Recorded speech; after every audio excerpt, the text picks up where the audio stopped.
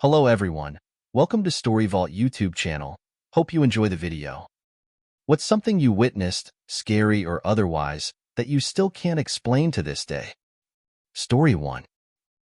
I never met my father-in-law because he passed away when my wife was only 10. She says he used to play Brown-Eyed Girl and dance in the kitchen with her when she was little. The song means a lot to her and her mom.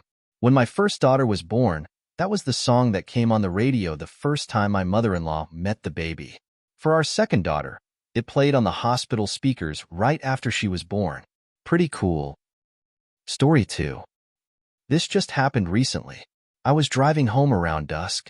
Headlights were on, but there was still some daylight, enough to see. On the shoulder of the highway, 2 kids were walking. There were no other cars, so I moved over a bit just to be safe. As I passed them, one of them turned her head to look at me. I watched them, a bit creeped out by 2 kids walking along an empty highway. As I passed them, I glanced at my side view mirror to keep an eye on them, and they were gone.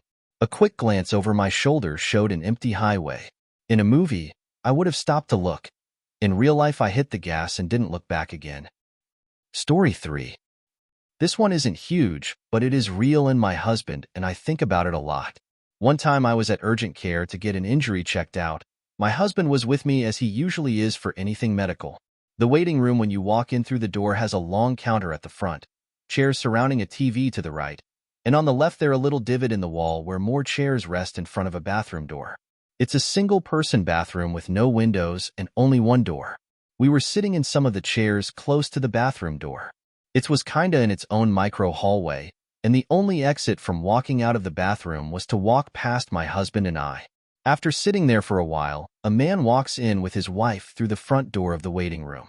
They don't go to the check-in counter, but rather talk right in front of the door for about 30 seconds, maybe a minute. I didn't hear what they were talking about. The woman nods and leaves through the front door, and the man pauses to look around the room once he's alone.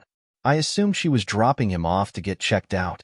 His eyes meet the door to the bathroom, and he walks straight there instead of checking in, going inside and locking the door. My husband and I continue to wait there. 5 minutes pass, 10, 15, 20. We waited there for a long time, and he never came out. However, I think we've all had times where we spent a good hour in a bathroom, so we just assumed maybe he had a stomach bug. Later, a woman from the waiting room goes up to the bathroom door to use it after the man had been in there for about 30 minutes. She opens the door no problems. The lock suddenly wasn't engaged, and she goes in to use the restroom, coming out a few minutes later and going back to her seat. My husband and I looked at each other confused. He went to look in the bathroom and the man wasn't there. There was no other windows or doors to leave out of. The man was just gone, not a trace. We never did figure out where he went, but we do think about it fairly often. Comment. Had something just like this happen on a train, 3 other people, and I all saw a man with a hat and briefcase go into the bathroom and lock the door. Another guy walked up after a few minutes and tried the door, but it was locked. Approximately 10 minutes go by and now there's 2 people waiting by the bathroom door, and 3 of us seated near the door are kind of watching because one of the people waiting is getting visibly impatient. Another few minutes go by, and then a new person walks up, tries the door, and it's suddenly unlocked, with nobody inside. That guy with the hat and briefcase definitely just disappeared.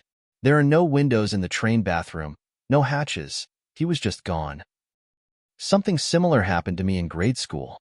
My class and I was waiting in the hall to go into our next class when a teacher with their cart of materials went into a room across the hall from us, and then about a minute later they went in again with the cart without coming out between. The whole class saw it too. Story 4. When I was 17, my parents finally let me ride my motorcycle to school. In my country, you can get your driver's license as soon as you have your ID card. One day, on my way home, I made a classic dumb teenager move. A train was coming, and I tried to beat it across the tracks. My tires slipped, I panicked, and the train started blasting the horn. Out of nowhere, this old man appears and literally lifts me and my bike off the tracks just as the train barrels past. It happened so fast, I could barely process it. My knees were shaking like crazy. I turned to thank him, and he was gone.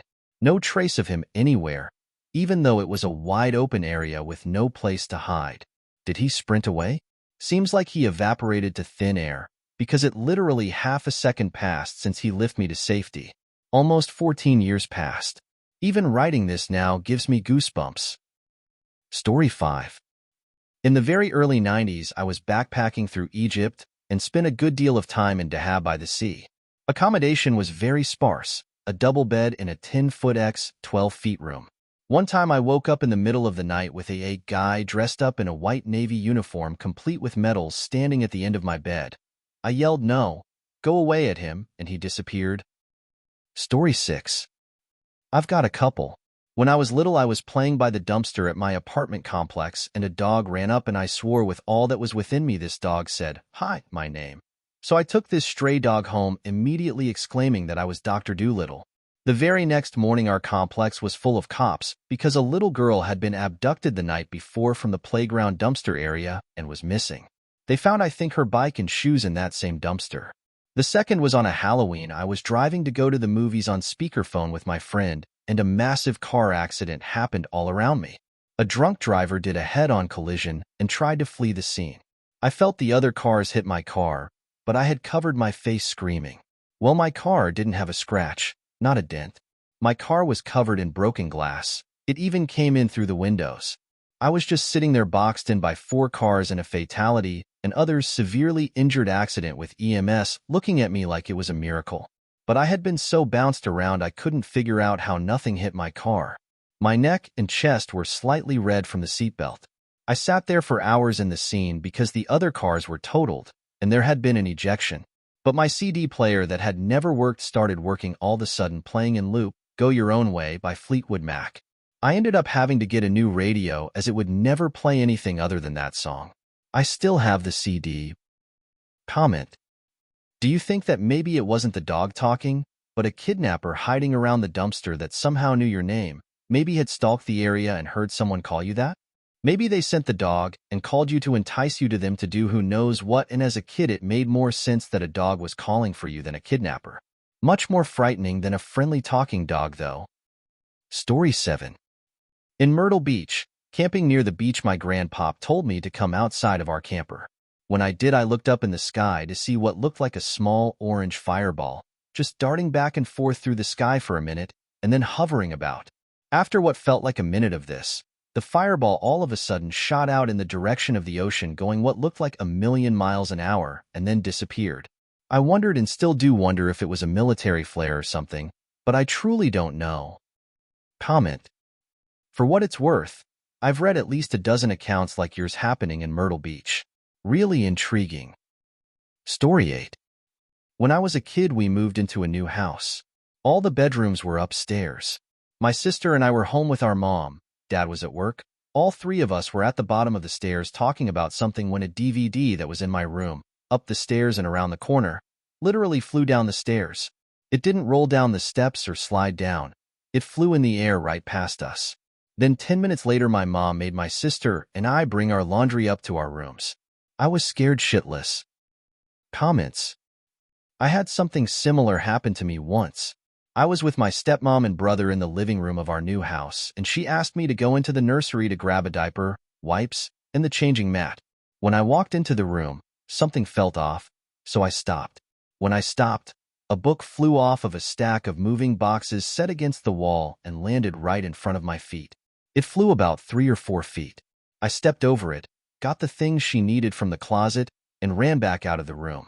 People kept saying it must have just fallen off the box, but it wasn't on the edge or anything, and I wasn't remotely near it.